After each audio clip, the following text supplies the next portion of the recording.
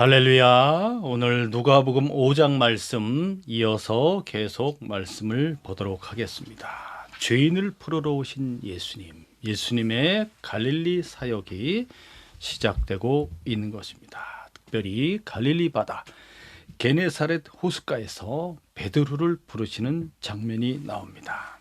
예수님께서 가버나움에서 이렇게 복음 전도 사역을 하고 계시는 거죠. 특별히 베드로가 밤새도록 물고기를 잡는다고 하였지만 한 마리도 잡지 못하고 그물을 씻고 있었을 때 베드로의 배를 빌려서 예수님이 말씀을 전하셨습니다. 그리고 나서 베드로에게 깊은 곳으로 가서 그물을 내리라, 이렇게 예수님이 명령하시죠. 그래서 베드로가 주님의 말씀에 의지해서 이제 그물을 내리게 되었습니다. 그 결과 어떻게 됐습니까? 어마어마한 고기를 잡게 됩니다. 지금까지 이렇게 많은 고기를 잡아본 적이 없을 정도로. 그래서 동업자인 야고보와 그리고 누구죠? 요한을 불렀죠. 그래서 두 배에 가득하게 물고기를 잡았습니다. 그물이 찢어질 정도로. 이 사건을 계기로 베드로는 이제 예수님이 신적 권능을 가지신 주님이라는 것을 이제 고백하게 됩니다. 주여, 저는 죄인입니다. 저를 떠나십시오. 이렇게 베드로가 주님 앞에 고백하게 되고, 주님께서는 무엇이라고 말씀합니까? 이제후로는 네가 사람을 낚는 어부가 되게 하리라. 할렐루야. 아멘. 이제부터 네가 사람을 취할 것이다. 그래서 이렇게 많은 물고기를 잡는 이런 기적을 일으키신 것은 앞으로 베드로가 많은 사람들을 이제 전도하여 주님께로 돌아오게 할 것이다 라는 사인을 주시는 그런 놀라운 사건이 되겠습니다. 자, 오늘 말씀에 이제 누가복음 5장 12절부터 말씀을 볼 텐데, 예수님의 이 갈릴리 사역이 본격적으로 시작되는 것입니다. 그래서 총 갈릴리 사역은 1년 10개월이 되겠는데, 이제 초기 사역이 4개월, 그리고 이제 본격적으로 2차 사역이 시작되는 겁니다. 12개월의 사역이 시작되죠. 오늘 말씀에서는 특별히 두 가지 예수님이 메시아된 표적을 보여주시게 되는 겁니다. 그 첫 번째가 바로 문둥병자, 나병 환자를 치유하신 일이고, 두 번째가 중풍병자를 고치시는데 네 죄사함을 받았느니라 하는 바로 그 사건이 되겠습니다. 우리 12절부터 읽어보겠습니다. 시작. 예수께서 한 동네에 계실 때 온몸에 나병 들린 사람이 있어 예수를 보고 엎드려 구하여 이르되, 주여 원하시면 나를 깨끗하게 하실 수 있나이다 하니, 예수께서 손을 내밀어 그에게 대시며 이르시되, 내가 원하노니 깨끗함을 받으라 하시되 나병이 곧 떠나니라. 예수께서 그를 경고하시되 아무에게도 이르지 말고 가서 제사장에게 내 몸을 보이고, 또 내가 깨끗하게 됨으로 인하여 모세가 명한 대로 예물을 드려 그들에게 입증하라 하셨더니, 예수의 소문이 더욱 퍼지매 수많은 무리가 말씀도 듣고 자기 병도 고침을 받고자 하여 모여오되, 예수는 물러가사 한적한 곳에 기도하시니라. 어마어마한 사건이 일어나게 됐습니다. 한 동네에 계실 때 예수님께서 여러 동네를 다니시게 되는 겁니다. 그래서 온몸에 나병, 문둥병이라고 하죠. 나병 들린 사람이 이제 예수님을 만나게 되는 겁니다. 그러니까 이 나병이 걸리게 되면 제사장이 판정을 하게 됩니다. 나병 들린 사람을 이제 판정하게 되고, 그러면 판정을 받게 되면 동네 바깥으로 격리되게 됩니다. 그래서 아마도 예수님이 그 동네에서 다른 동네로 가시는 그 과정 중에 동네 바깥에서 이 사람을 만난 게 아닌가 생각이 됩니다. 레위기 13장, 14장에 보면 이 나병에 대해서 나옵니다. 여기서는 피부병이라고 나오는데 피부병의 7가지 증상들에 대해서 쭉 나오게 됩니다. 그래서 이 피부에 이 색점이 생기면 흰색 점이 반점이 생기면서 거기가 이제 털이 하얗게 변하면서 그리고 움푹 패이는 이런 현상이 일어나게 되죠. 그게 이제 온몸에 막 이렇게 퍼지게 되는 겁니다. 또는 이렇게 이 흰색 점이 나오면서 또 거기가 볼록하게 또 이렇게 튀어나오게 되고 또 이 불에 데였을 때 데인 부분이 또 그런 현상이 일어나게 되죠. 그래서 출애굽하여서 이렇게 환경이 이렇게 깨끗하지 못한 그런 지역을 지나가면서 목욕도 잘 하지 못하지 않습니까? 그러면서 이런 피부병이 생기게 되는 거죠. 그 다음에 이렇게 머리가 빠지면서 대머리가 되면서 또 거기에도 이런 피부병이 생길 수가 있습니다. 자, 그랬을 때 그들을 이제 이것이 진짜 이 피부병인지, 그러니까 이런 피부병들은 옮기게 되는 거죠. 남에게 옮기게 돼요. 치명적일 수가 또 있습니다. 나병은 이제 그 나병의 그 병균에 나균에 의해서 아주 강력하게 이렇게 피부가 문드러지고 그 뭡니까 신경 세포가 깨지면서 통증을 느끼지 못하게 되죠. 그러면서 이게 접촉에 의해서 이런 병이 퍼지게 되는 것입니다. 그래서 반드시 격리를 해야 되죠. 격리를 하고 그들의 옷을 이제 빨거나 아예 태워버리고 그렇게 하고 자 이런 아주 심각한 그런 전염병이 되겠습니다. 그래서 랍비들은 이 문둥병자가 치유받는 일은 죽은 자를 살리는 것보다 어렵다 할 정도로 아주 심각하게 보고 있는 거죠. 자, 그래서 이 사람을 예수님이 만나게 되고 그러면서 그가 뭐라고 말합니까? 주님 앞에 주여 원하시면 나를 깨끗하게 하실 수 있나이다. 쉽지 않은 병이라는 거죠. 쉽지 않은 병이야. 이 사람도 예수님에 대한 소문을 들었겠지. 많은 병든 자들을 고치시는. 그래서 주님을 보고 이 사람이 알아보고 와서 엎드리면서 주님께서 원하신다면 저를 깨끗게 하실 수 있습니다. 그랬을 때 예수님이 어떻게 하셨습니까? 13절에 보니까 손을 내밀어 그에게 대셨다고 말하고 있죠. 예, 이 접촉에 의해서 옮길 수가 있는데 예수님께서는 적극적으로 그 사람에게 손을 대시는 겁니다. 주님의 자비와 사랑을 볼 수가 있죠. 손을 탁 대시면서 뭐라고 말하십니까? 내가 원하노니 깨끗함을 받으라. 이렇게 주님이 말씀하셨어요. 내가 원하노니 주님이 원하시면 저를 깨끗게 하실 수 있습니다. 그래 내가 원한다. 깨끗함을 받아라. 네, 이 믿음의 역사인 것입니다. 믿음의 역사. 그랬더니 나병이 곧 떠나니라. 할렐루야. 곧 즉시 그 병에서 노임을 받게 된 겁니다. 너무나 신기하지 않습니까? 이야, 고칠 수 없는 그런 병인데 그 순간에 이런 놀라운 기적이 치유의 역사가 나타나고 있는 거죠. 특별히 이 누가복음을 누가 쓰고 있습니까? 누가라는 사람이 쓰고 있죠. 누가는 직업이 의사였습니다. 그렇기 때문에 예수님의 그 말씀 사역과 함께 병 고치는 치유 사역에 대해서 매우 관심을 갖고 누가가 이것을 기록하고 있는 겁니다. 그래서 손을 내밀어 그에게 대셨다라는 표현이 나오고 있는 거죠. 딴 복음서에서는 그렇게 안 나왔는데 손을 내밀어 그에게 대시고 자 이렇게 나병이 깨끗하게 낫게 되면은 그 환자는 제사장을 찾아가게 돼 있어요.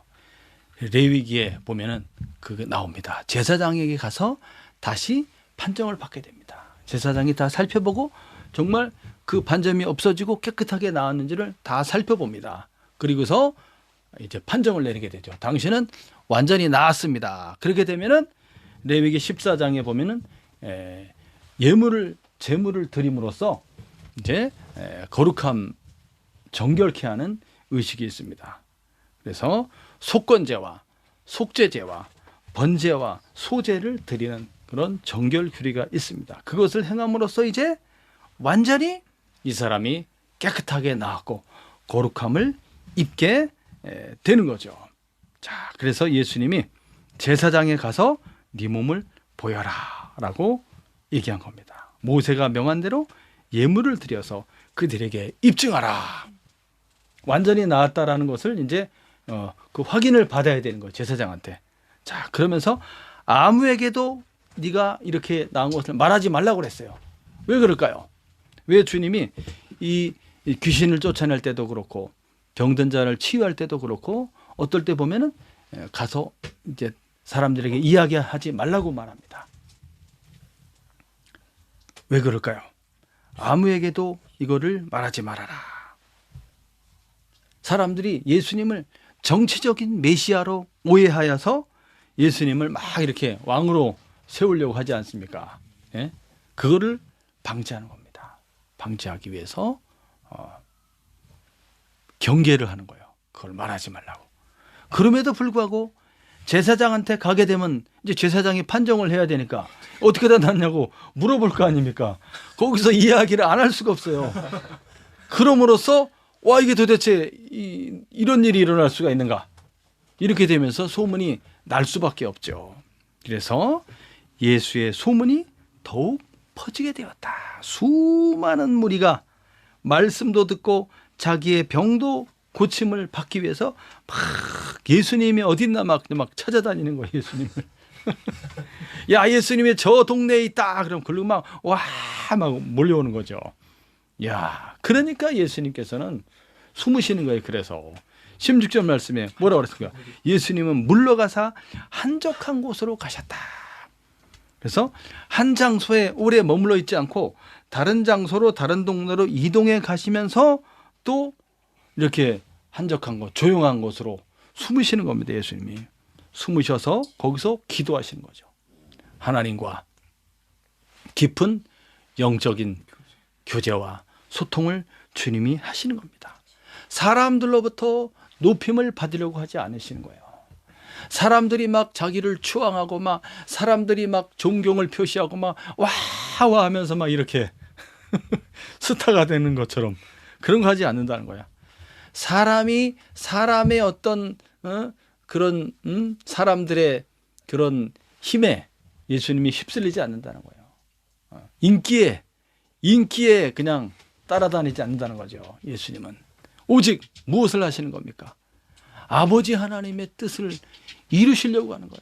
그분은 언제나 겸손하셨고 사람들에게 인기에 좌우되지 않는 오직 진리의 말씀을 전파하시고 사람들의 마음을 얻기 위해서 그 사람들이 듣기 좋은 말을 하고 그런 분이 아니라는 거예요. 오직 진리의 말씀을 하나님 아버지의 뜻을 그거를 정확하고 그리고 이해할 수 있게 그렇게 전달해 나가시면서 그분이 메시아이기 때문에 메시아는 뭡니까? 하나님 아버지께서 보내신 바로 왕이십니다. 하나님 아버지가 보내신 분이에요.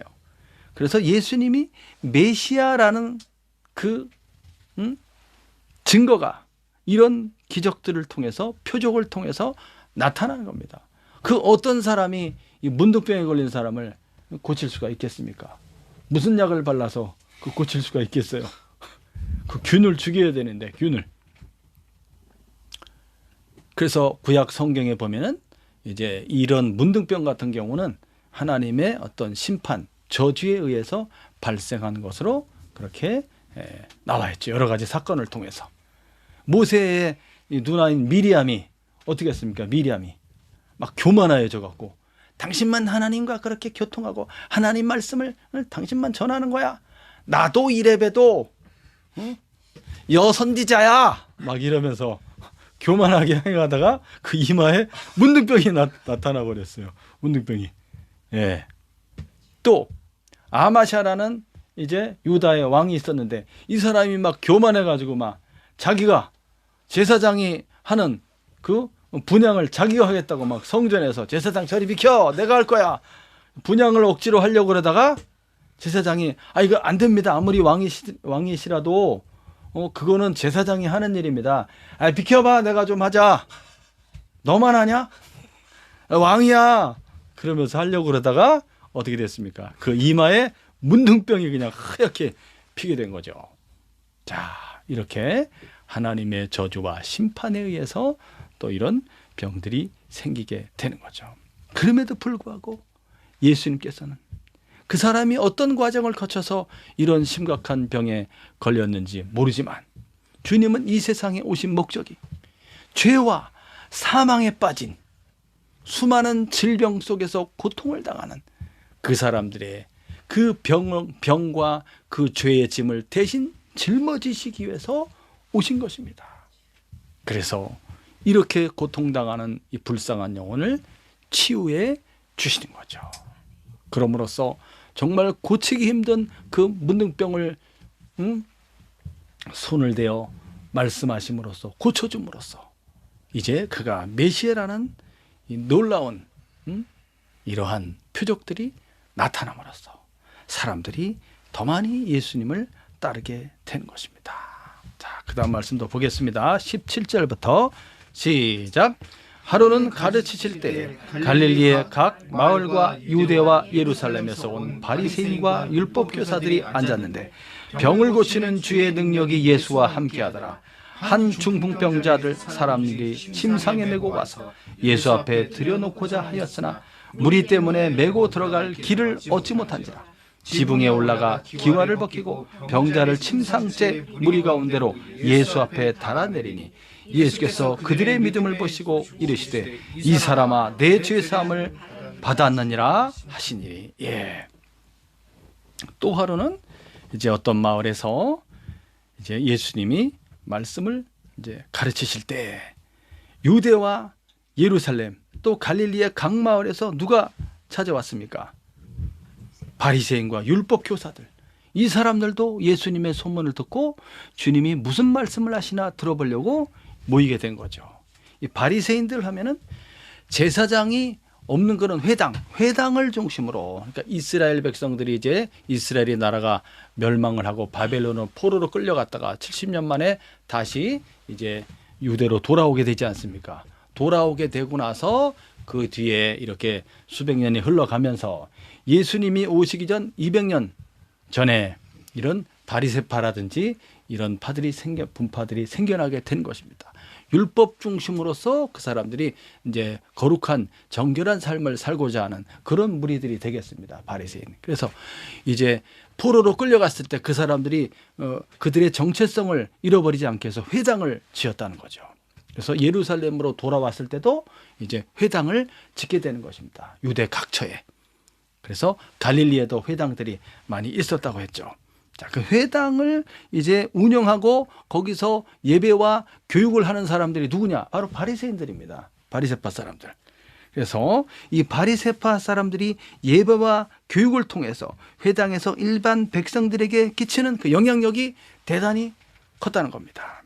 그 바리새인 그리고 율법 교사들은 누구를 가르치냐면 전문적으로 이런 율법을 연구해서 그것을 해석하고 가르치는 그런 석학들을 가리킵니다. 이 사람들을 랍비라고 하고 서기관이라고 하죠. 서기관. 네.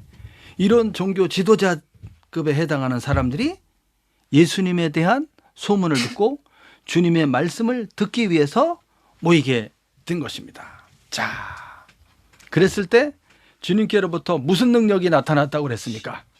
누가가 보니까 병을 고치는 능력이 주님과 함께 하셨다. 병을 고치는 능력. 네. 말씀의 능력과 함께 병 고치는 권능이 예수님과 함께 하셨다. 그래서 이제 어떤 집에 들어가서 예수님이 이제 말씀을 가르치고 있었는데 누가 찾아왔습니까? 한 중풍병자가 오게 되는 거죠. 완전히 이 중풍병자는 이제 이 뇌출혈이나 뭐 이런 거에 의해서 뇌경색이나 막 이런 거에 의해서 어떻게 됩니까? 이 몸이 이 한쪽이 마비가 되고, 그래서 또는 그냥 아주 몸 전체가 마비돼서 꼼짝 못하고 누워 있는 그런 사람들이지 않습니까? 예, 이런 중풍병자를 이 사람의 뭐 친구들이 이 사람을 데리고 온 거죠. 그래서 왔는데 마침 사람들이 막 너무나 많이 오니까 집안에 가득 와 있으니까 들어갈 길을 못 찾아가지고 어디로 갔어요?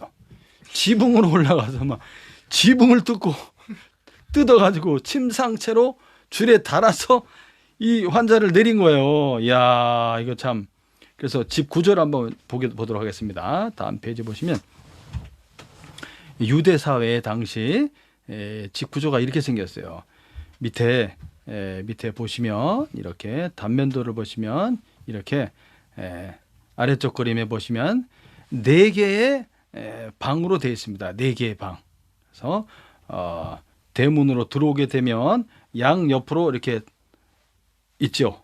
양 옆으로 조그만 돌 같은 게 똥똥똥 이렇게 있는 것은 요게 돌 기둥들이에요. 돌 기둥들 이렇게 있고 양쪽으로, 그리고 가운데는 통로가 있는 거예요. 통로 가운데 마당, 앞마당입니다. 가운데가 양옆으로 이렇게 방들이 있는 겁니다. 그리고 안쪽으로 쭉 들어가면 좀 큰 방이 저 제일 안쪽에 이렇게 있게 되는 거죠. 자, 이렇게 돼 있고, 그래서 4개의 방 구조로 돼 있다. 그러면서 이렇게 안쪽에 이렇게 계단이 있어가지고 이 계단을 통해서 2층으로 올라갈 수 있어요. 복층 구조로, 보통 복층 구조로 되어 있습니다. 올라가면 이렇게 위에 그림을 보시면 이렇게 사다리라든지 아니면 안쪽에 계단이 있습니다. 계단을 통해서 위로 올라갈 수가 있죠. 위로 올라가게 되면 그 밑에 단면도를 보시면 이 기둥이 아래에서부터 위쪽까지 기둥이 연결되어 있어요. 그 돌 기둥을 하고서 이제 그 위쪽에 이렇게 막아서 지붕을 만들게 되죠. 지붕. 자, 그래서 아래쪽에 먼저 복층 구조니까 2층에 보시면 이제 디귿자 형태로 이렇게 디귿자 형태로 이렇게 가운데는 뚫려 있고 디귿자 형태로 이렇게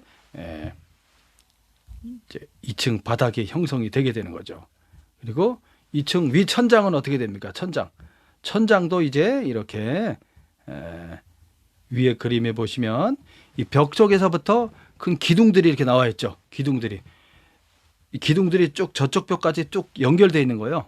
이걸 보여주기 위해서 중간을 뚫어놔서 그런데 연결이 쫙 돼 있고, 그 다음에 이제 기둥과 기둥 사이를 또 연결하는 거예요.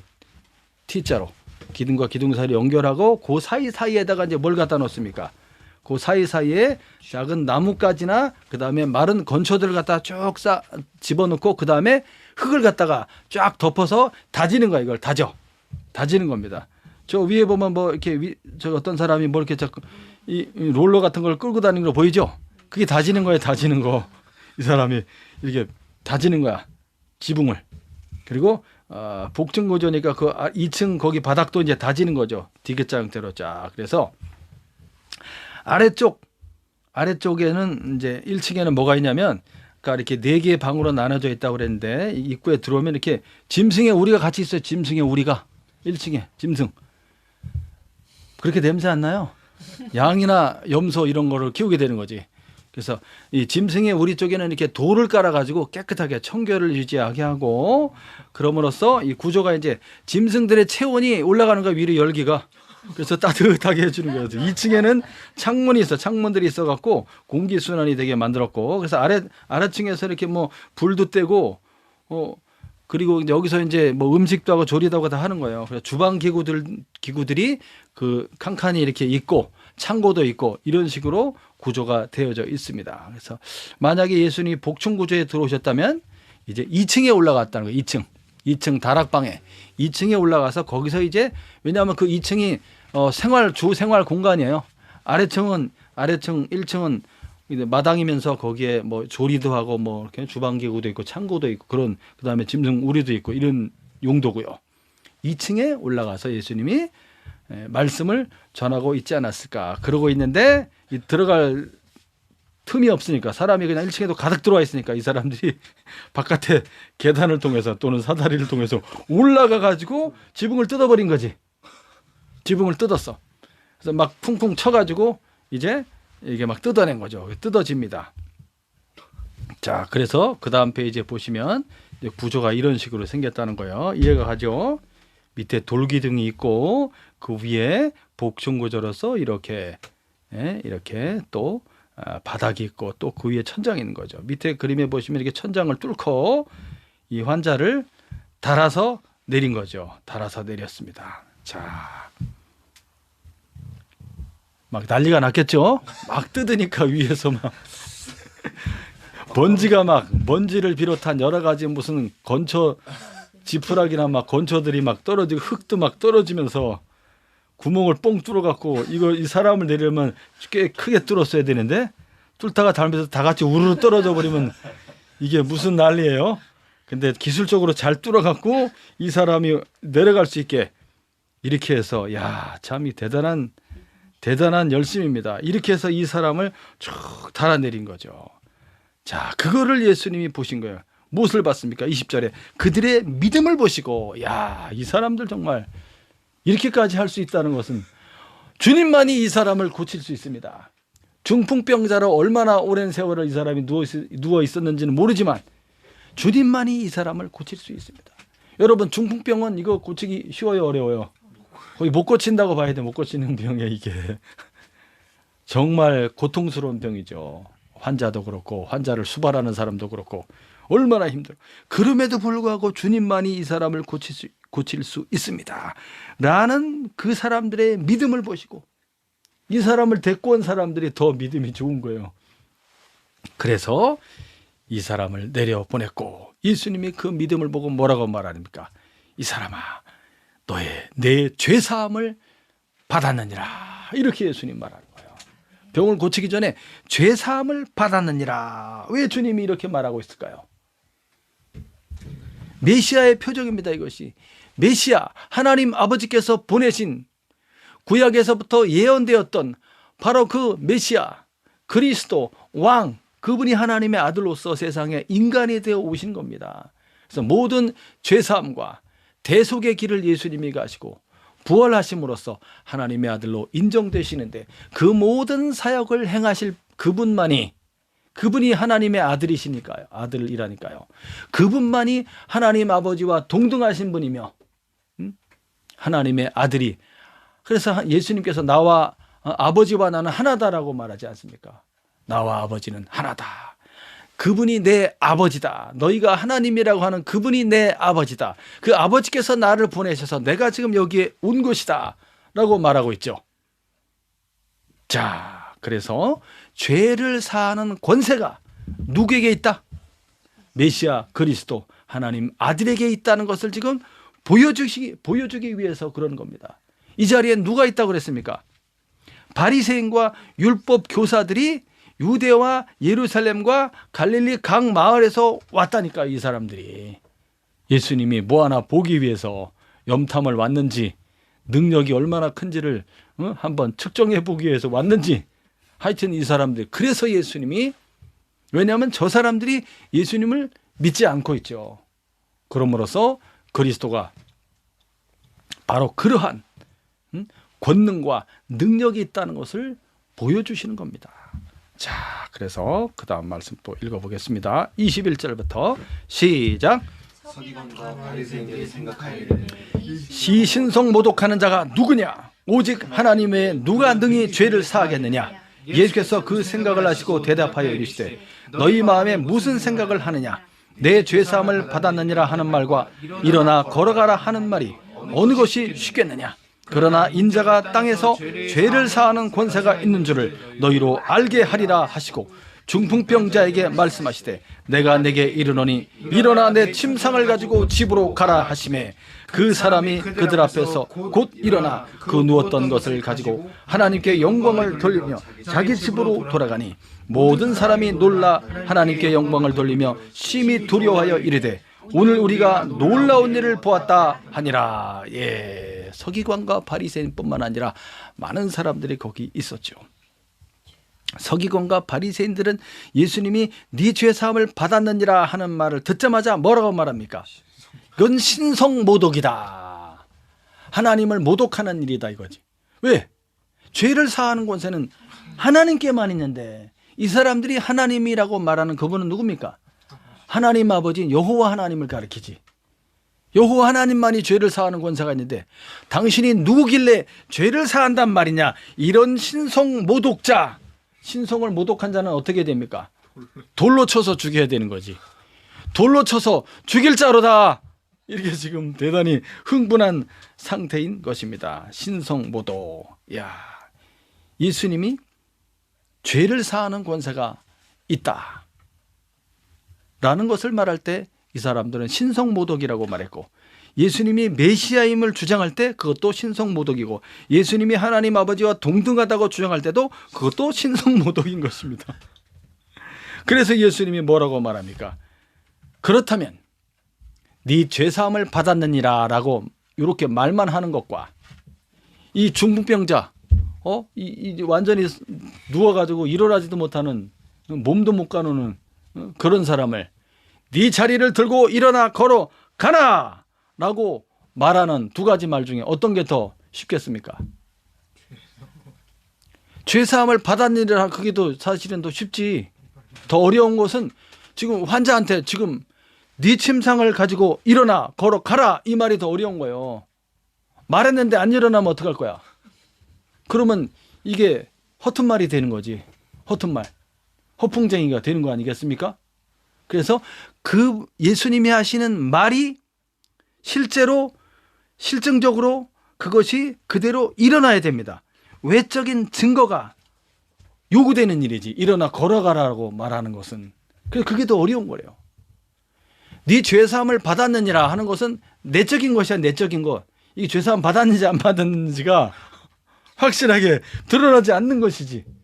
그렇기 때문에 예수님이 이렇게 지금 얘기하는 겁니다. 어떤 게 더 쉽겠느냐 생각해봐라. 그러면서 그 병자에게 이야기합니다. 그러나 인자가 땅에서 죄를 사하는 권세가 있는 줄을 너희로 알게 하리라. 인자라는 표현을 썼죠. 인자, 사람의 아들. 사복음서에 이 인자라는 단어가 90여 회 사용되고 있습니다. 근데 누가복음에만 26번 나와요. 누가복음에만. 그래서 이 누가복음의 핵심 사상이 인자라는, 인자, 하나님의 아들로서 사람의 아들 되신, 바로 예수님이 인간이 되신 것을 말합니다. 성육신, 인간이 되셨다는 것을 의미하고, 그리고 이 인자라는 것은 그가 메시아라는 증거입니다. 인자. 왜냐하면 다니엘서 7장 13절에 인자에 대한 말씀이 나옵니다. 하나님의 아들이 인간이 되어 이 세상에 오셔서 구원하실 분. 그래서 인자라고 예수님이 표현하는 것은 그가 메시아라는 뜻이에요. 메시아. 그리고 그리스도의 순환, 고난과 십자가의 죽으심. 이것이 인자라는 단어가 갖고 있는 그런 뜻이 되겠습니다. 그래서 인자가 땅에서 죄를 사하는 권세가 있는 줄을 너희로 알게 하리라. 인자라는 얘기를 들었을 때 이 사람들 무슨 생각을 할까요? 인자? 인자가 뭐지? 그렇게 생각할 수도 있겠죠. 그러나 성경을 아는 사람은 메시아라는 그 의미와 이 인자라는 말이 연결되는 것입니다. 예수님은 적극적으로 자기가 인자라는 것을 말해주고 있습니다. 왜냐하면 그분이 정말로 하나님의 아들이시기 때문에 그렇습니다. 인간이 되어 사람의 아들로 세상에 왔다는 것을 말해주고 있는 것이죠. 인자가 땅에서 죄를 사하는 권세가 있는 줄을 너희로 알게 하리라. 중풍병자에게 말합니다. 일어나 내 침상을 가지고 집으로 가라. 말씀하니까 이 사람이 어떻게 됩니까? 그 말을 듣자마자 진짜 일어나서 못 일어나는 사람이 힘이 생겨갖고 온몸에 그냥 힘이 생기면서, 사람이 기운이 없다가 힘이 탁 생기면 자기가 느껴요. 이 말씀이 떨어지자마자 일어날 수 있겠다 하는 마음이 생기는 거지. 몸에 힘이 들어가니까. 자기도 모르게 일어나갖고 가라가는 막 침상 챙겨가지고 막 자기 들 것 챙겨갖고 들고서 안녕히 계십시오 하면서 이제 가는 거예요. 이제 들고 나가는 거야. 얼마나 놀라운 일이야. 이 집안에 사람이 얼마나 많아. 서기관과 바리새인뿐만 아니라 많은 갈릴리 주변에 많은 사람들이 그것을 보게 되는 거 아닙니까? 예수님이 네 침상을 가지고 일어나 걸어 가라라고 말했을 때 그것을 듣는 사람들은 어떤 생각을 가졌을까요? 너무 나갔네. 너무 나갔어. 어쩌려고 그래? 저 감당할 수 있을까? 그게 바로 여기 26절에 보면 모든 사람이 놀라고 심히 두려워했다고 하는데 그 사람들이 뭐라고 말했다고 나옵니까? 오늘 우리가 놀라운 일을 보았다. 이 놀라운 일을 보았다. 이 말은 원어에 기대와는 반대되는 그런 뜻이야. 기대와는 반대되는 일이 일어났다. 이 뜻입니다. 이 사람들은 절대 그런 일이 일어나지 않을 거야라고 생각하고 있었지. 네 자리를 들고 걸어가라라고 말할 때, 일어나 걸어가라고 말할 때, 응? 이 사람들은 무슨 소리 하는 거야? 저 사람이 어떻게 일어날 수 있어? 이렇게 생각하고 있었는데 그게 반대로 된 거야. 반대로. 진짜로 일어나서 걸어가니까 그게 놀랍다는 거지. 그게 놀랍다는 거야.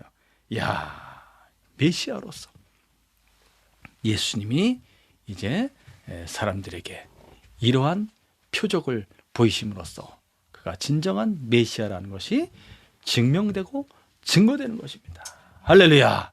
야, 이 사건을 통해서 어떻게 되겠습니까? 더 많이 예수님이 소문을 내지 말라고 해도 어떻게 돼요? 소문이 나게 되는 거예요. 막 사람들에게 막 이 이야기가, 이 능력이 전파가 되게 되는 것이죠. 예, 할렐루야. 다른 복음서에 보면 안식일 날 이런 중풍병자 38년 된 병자들을 고치는 장면이 나오는 거예요. 이날이 안식일 날 막 그런 일을 행하는 것입니다. 그러니까 더 어때요? 예수님을 싫어하는 거예요. 왜 안식일을 범하느냐? 그날 말고 다른 날도 있지 않느냐? 다른 날 좀 해라. 이렇게 말하는 거예요. 그러나 고통당하는 이 하나님의 자녀들이 이 죄와 사망과 질병에서 고통당하는 모습을 예수님은 그냥 지나칠 수가 없다는 거예요. 그날이 안식일이라 할지라도 그 사람을 고쳐야 되는 것입니다. 안식일 날 자기들이 키우는 그런 양이나 염소가 구덩이에 빠지면 어떻게 할 거예요? 건져낸다고 하지 않습니까? 안식일 날이라 하지만은 그날이 할례를 받아야 되는 날이라면 할례를 행한다고 하지 않았습니까?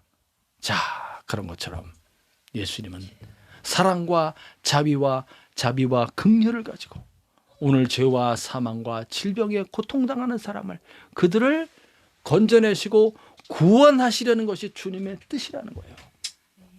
오늘 이렇게 하나님의 예정하심을 따라서 그리스도 안에서 하나님의 거룩한 자녀로 택하심을 받은 우리들은, 구원받은 우리들은 너무나 복된 사람들이라는 거예요. 하나님의 성령을 받고 내가 죄인인 것을 고백하면서 오늘 우리의 남은 인생을 정말 거룩한 하나님의 자녀로서 살기를 그렇게 소원하고 그 길로 달려가는 우리들은 너무나 복된 사람들이라는 거예요. 그러나 이렇게 그리스도의 메시아로서의 기적과 표적이 나타남에도 불구하고 끝까지 주님을 믿지 않고 배척하면서 예수님을 공격하고 핍박하는 그 사람들은 너무너무나 참 안타까운 일이죠.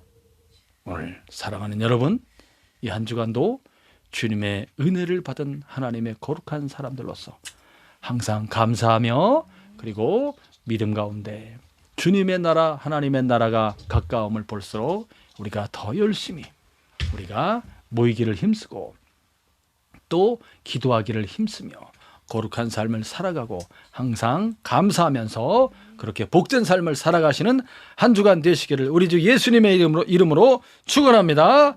기도하겠습니다.